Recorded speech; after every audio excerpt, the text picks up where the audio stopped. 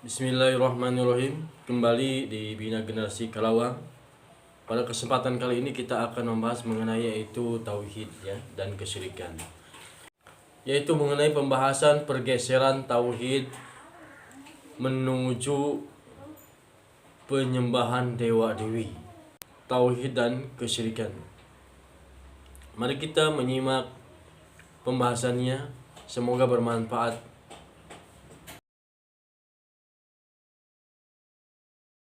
Pergeseran dari tauhid menuju penyembahan dewa-dewi. Penyebab utama dan awal mula terjadinya kesyirikan. Banyak yang berpendapat tentang penyebab utama awal mula lahirnya kepercayaan manusia terhadap dewa-dewi. Ada yang berpendapat bahwa awal mulanya disebabkan karena adanya rasa takut dan cemas yang kemudian manusia menyandarkan pada apa yang dapat membuatnya tenang. Ada yang menyandarkan pada kepercayaan terhadap roh nenek moyang atau tokoh yang sudah mati, roh penguasa goib, malaikat, tata surya, dan benda-benda keramat yang melahirkan kepercayaan totemisme yang kemudian meyakininya sebagai dewa-dewi. Ada pula yang mendasarkan pada kepentingan individu, umum, dan juga kepentingan duniawi dan kekuasaan, serta macam-macam perkiraan lainnya. Apapun yang mendasarinya, kepercayaan terhadap penyembahan dewa-dewi tersugesti dapat mendekatkan dirinya dengan sesembahan yang diyakininya, serta dapat menggantungkan nasib dan keberuntungan padanya. Semenjak Nabi Adam alaihissalam hingga menjelang Nabi Nuh alaihissalam diutus adalah satu umat, satu agama, satu akidah. Mereka hanya menyandarkan nasib dan keberuntungannya kepada Allah yang Maha Tunggal. Mereka tidak mengenal sama sekali tentang dewa-dewi atau sesembahan-sesembahan selain Allah Subhanahu wa taala. Akan tetapi pada akhirnya mereka terjerumus dalam keyakinan dan praktek ibadah terhadap dewa-dewi, sesembahan selain Allah Subhanahu wa ta'ala. Dapat kita membaca di surat Al-Baqarah ayat yang ke-213. Telah ada manusia adalah umat yang satu.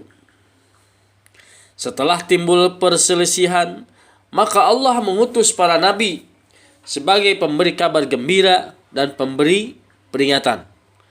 Dan Allah menurunkan bersama mereka kitab dengan kebenaran untuk memberi keputusan di antara manusia tentang perkara yang mereka perselisihkan. Tidaklah berselisih tentang kitab itu melainkan orang yang telah didatangkan kepada mereka kitab, yaitu setelah datang kepada mereka keterangan-keterangan yang nyata.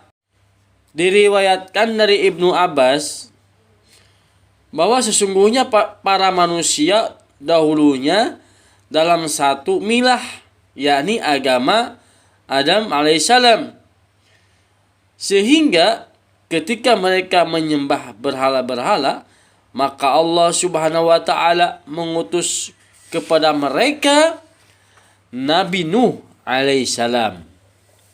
Maka Nabi Nuh alaihissalam adalah rasul pertama yang Allah utus kepada penduduk bumi. Awal terjadinya kesyirikan, pengkultusan, dan pemujaan terhadap dewa-dewi dari kalangan manusia, yaitu pada masa menjelang diutusnya Nabi Nuh alaihissalam kepada kaumnya. Bisa kita membaca surat Nuh ayat yang ke-23. Dan mereka berkata, janganlah sekali-kali kalian meninggalkan penyembahan Tuhan-Tuhan kalian. Dan jangan pula sekali-kali kalian meninggalkan penyembahan Wad. Dan jangan pula Suwa, Yaghut, Yaqwi, dan Nasr. Dan sesudahnya mereka telah menyesatkan kebanyakan manusia. Dan janganlah engkau tambahkan bagi orang-orang zalim itu selain kesesatan. Nama-nama tersebut adalah orang-orang soleh dari kaum Nuh alaihissalam. Ketika orang-orang tersebut meninggal, mereka melakukan iktikaf, yaitu menyepi terhadap kuburan-kuburannya. Kemudian lama-kelamaan mereka menyembahnya, dan berhala-berhala tersebut kemudian tersebar ke kabilah-kabilah Arab. Ibnu Katsir menulis berhala yang pertama kali dibuat adalah Wad, Suwad, Yaqut, Yaqwi, dan Nasr.